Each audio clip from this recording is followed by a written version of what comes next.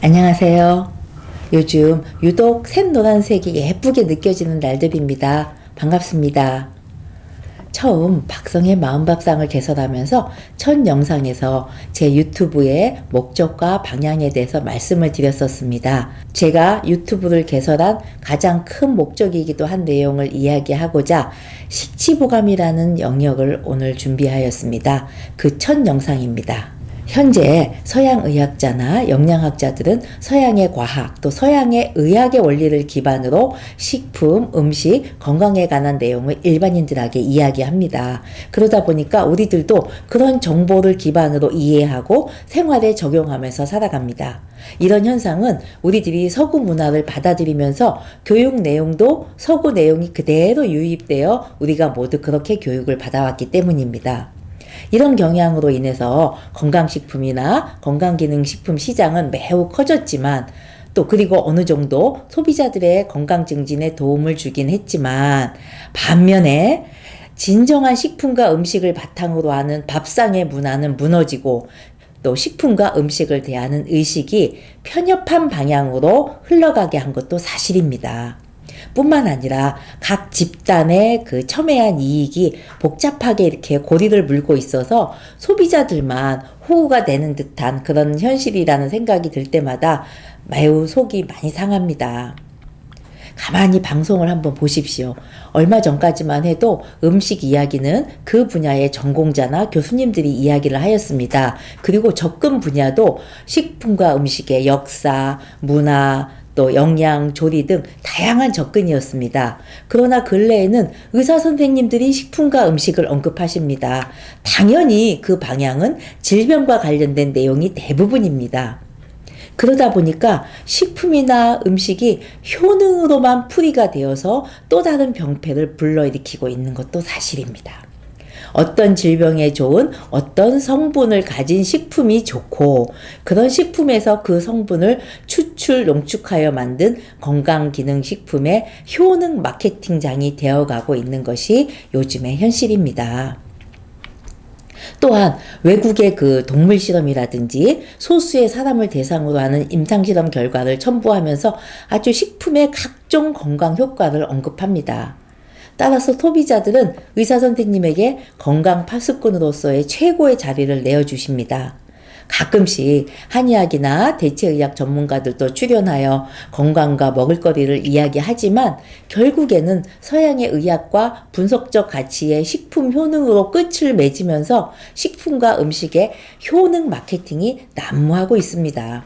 참으로 안타깝습니다. 그런 내용이 모두 틀리다는 것이 아닙니다.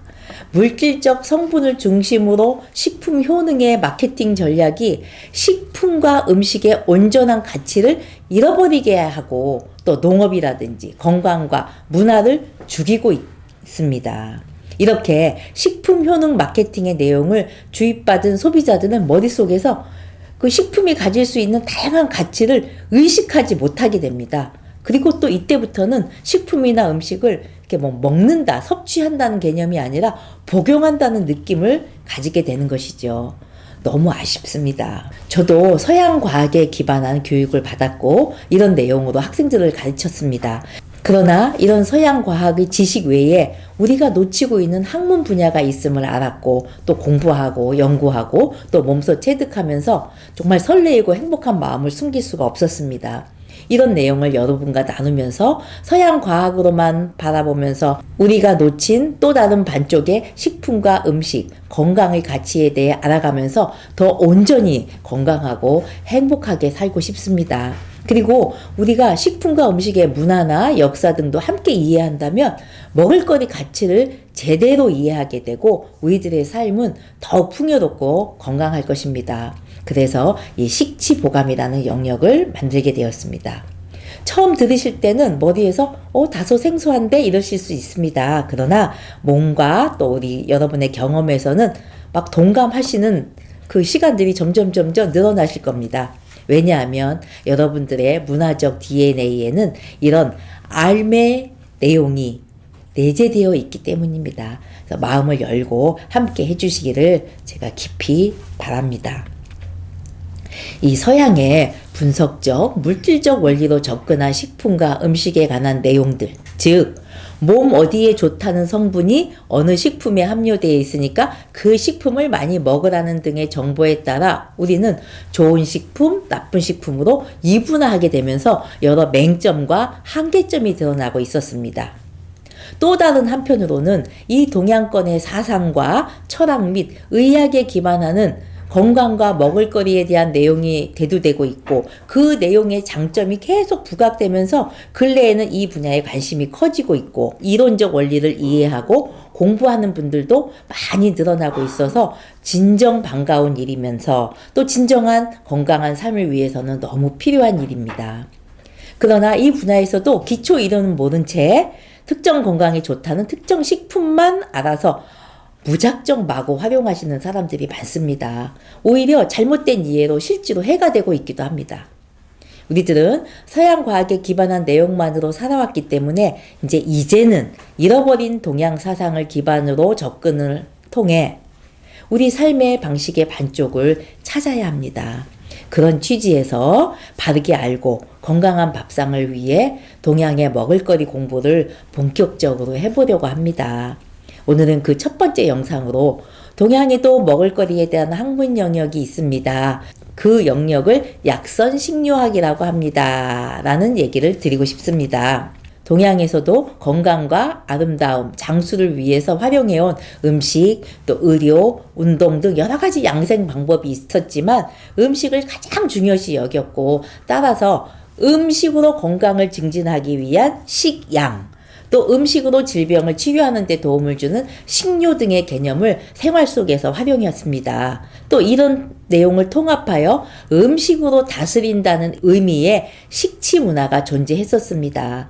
이런 내용을 모두 포함한 이론적으로 정리된 영역을 약선식료학이라고 칭합니다. 다시 한번 정리할게요. 약선식료학이란 동양의 음양오행 사상의 기초 이론을 바탕으로 식품 재료의 특성을 이해하고 또 잘 배합해서 건강 증진, 질병 예방, 질병 치료의 보조 또는 때에 따라서 질병의 치료를 위해서 운영하는 방식과 그 방식에 의해서 만들어진 음식인 약선을 모두 포괄하여 연구하는 학문입니다. 여러분, 동양에서 먹을거리를 연구하는 학문인 약선식료학의 개념을 조금 이해하시겠어요? 서양의 영양소 개념으로 접근하는 식품영양학과 같은 위치에 있습니다. 그래서 동양의 약선식료학, 서양의 식품영양학 같은 수준에서 접근하는 것입니다. 그러나 기본 원리는 차이가 있다는 것입니다. 자, 오늘은 약선식료학이 식품영양학과 뭐가 다른가 그거만 개념만 이해해 주시면 다음 영상에서 훨씬 이해가 쉬울 것입니다.